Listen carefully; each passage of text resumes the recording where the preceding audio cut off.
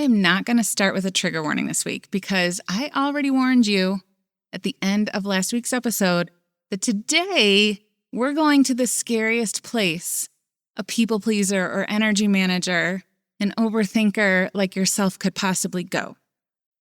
So we're in part 3 of this series where I am pushing you a lot out of your comfort zone to get you to see why some of the things you've been so afraid of are actually the things that are the closest to how you want to feel.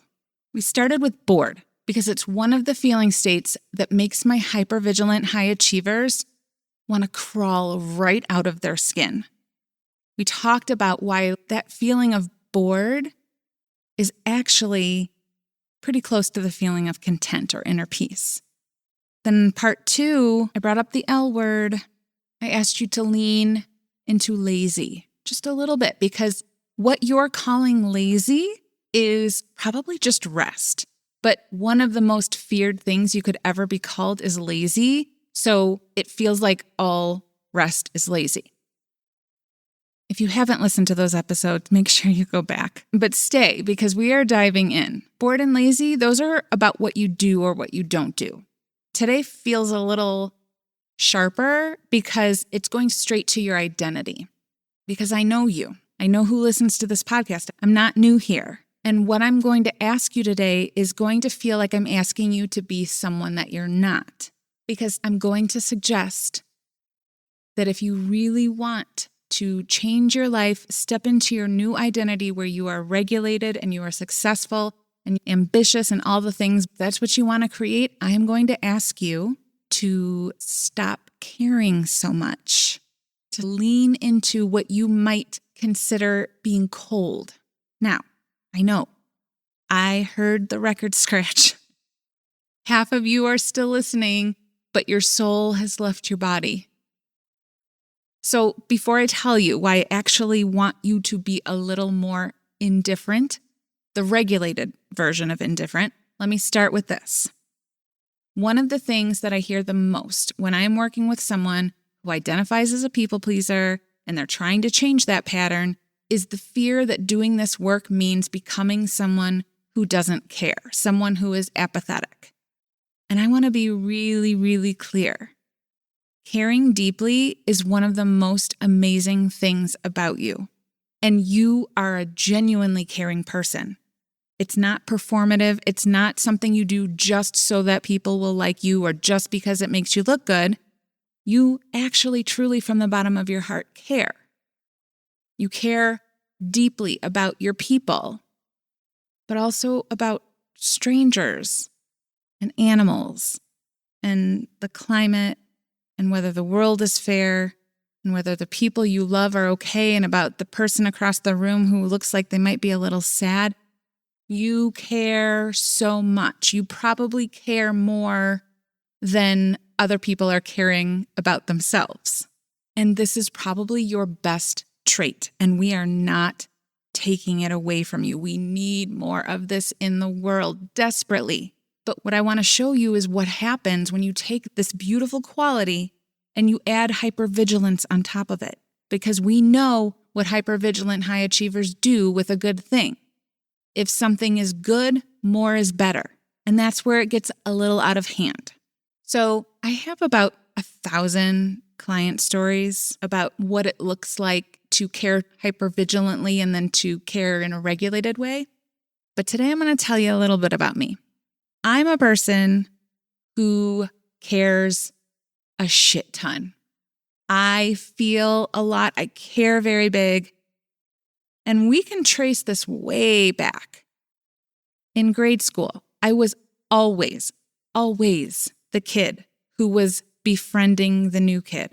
Not because I thought the teacher was going to like it, because I felt like I had to. I cared so much that this new kid who probably feels so scared, I'm going to make sure that they feel better. I remember, I think it was in 2nd grade, there was a boy who came to our school. He was straight from Poland. He spoke no English. I spoke no Polish.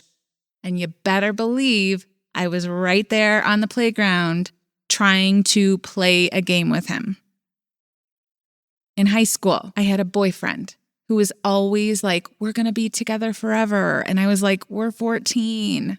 And every time I tried to end things, he would get incredibly emotional.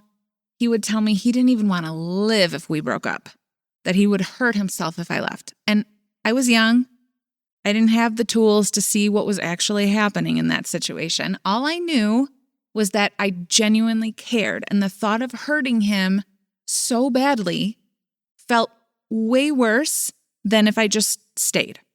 So I stayed. That's what hypervigilant caring looks like when you're 14. Another example, I played softball my whole life. And in high school, one of my teammates was struggling with mental health issues and addiction. And long story short, the softball team, for whatever reason, did this intervention. And she ended up going and getting help. And I was like, well, I care a lot. That's why we did this, right? And so I was, writing to her while she was in there. And apparently I was the only one. When she came back to school, she was very attached, we'll say, to the point where I went to my locker and she had moved all of her stuff into it. And she would track down my boyfriend at work and tell him to tell me to call her. It sort of turned into this stalker-ish situation, because caring a lot of times means you get into things so deeply you don't know how to get out. And please know, I don't think any of these people were bad people. The caring that I felt was genuine. But what a hypervigilant, high-achieving brain does with genuine caring is, if caring is good, caring the most is better. If showing up for someone is right, then showing up at 110% at the drop of a hat all the time is more right. It feels like love. And when you add that hypervigilance on top, it will completely run you into the ground. So there are more stories where that came from, okay? I'm just sharing those because I think it shows I know of what I speak. So let me tell you about the moment this pattern changed for me. I consider myself lucky because it happened early, in my mid-20s. I don't consider myself lucky this thing happened. I think it saved me from decades of hardwiring that would have been so much harder to undo. I feel lucky that I learned the lesson as young as I was. Now, if you've been around here a while, you know some of this story. I was engaged. A few months before our wedding, my fiancé died. He and his brother were killed in a car accident. It's one of those life moments. One moment, I am planning a wedding. We're looking at houses. We are building a future. And then I wasn't. And everything I thought my future looked like changed in an instant. Mike was one of the most alive people I've ever known, to this day. He and his brother were just live every moment like it's your last kind of people, never wasting a minute. And in the moment that he died, I made him a promise that I was not going to let that legacy be forgotten. I was going to do my best to feel alive while I was alive. Maybe not at the same level. They were a little extreme. I'm not an extreme person. And as I am going through grief, my friends were amazing. And I have this one friend, and I just adored her. And we would joke about it. It wasn't like she didn't know this. She felt most connected to people when she was suffering and someone was taking care of her, or they were suffering together. I call this suffering bonding. And I just think it's such a boring way to connect. But I loved her. But what I started to notice was that every time we talked, it would start with what a hard day she was having and how much she was missing him that day. And I remember the moment, I'm surprised there wasn't a light bulb above my head that went off. Because what I started to notice was that every time we talked, it would start with what a hard day she was having and how much she was missing him that day. And I remember the moment, the actual, I'm surprised there wasn't a light bulb above my head that went off. Because in my grief, the kind where you don't know It takes everything. Every ounce of energy I had was required just to get out of bed, just to brush my teeth and go to work. That moment, I just knew I cannot give you my last ounce of energy. I cannot even try to pretend to care that you are having a hard day. If I do, I will not survive this. It was like a wake-up call inside of a wake-up call because I had just committed to feeling alive while I was alive, and I was giving all of my life force away. And this is what that taught me. This is an analogy that I use a lot. Just because you see someone in a hole doesn't mean you have to jump in after them. So imagine a giant pit, and down at the bottom, there's a person who has fallen in, clearly is having a hard time, struggling. When you are someone who cares and you are a hypervigilant high achiever, what caring looks like is immediately jump in, doesn't matter who they are, fix their problems. If they've gotten hurt, put the Band-Aids on. Don't worry about your Band-Aids. Just figure out how to make sure this person is okay. Do whatever you have to do. Put them on your shoulders and shove them out of the hole. That is what it looks like to be a caring person with a hypervigilant nervous system. And what that leaves you is at the bottom of a hole, hurt, exhausted, alone, wondering who's here for me. And what we practice instead is if that hole is not yours, don't jump in. That's what she said. And I know that sounds cold, right? You see someone in a hole clearly suffering. It feels like indifference, but it's not. Because when you jump in after someone, first of all, you're not helping them learn how to get out on their own, and you are completely disregarding yourself. It's like they teach you, if someone is drowning, don't jump in. They will grab onto you and they will pull you under. You stay on the surface. You find something to throw to them that they can hold on to. That's caring. That's regulated caring. That's coming from a place where you can actually sustain it, where you don't have to go down just because they are. Staying outside the hole is not the same as not caring. Not jumping in and solving and fixing and absorbing. That's not indifference.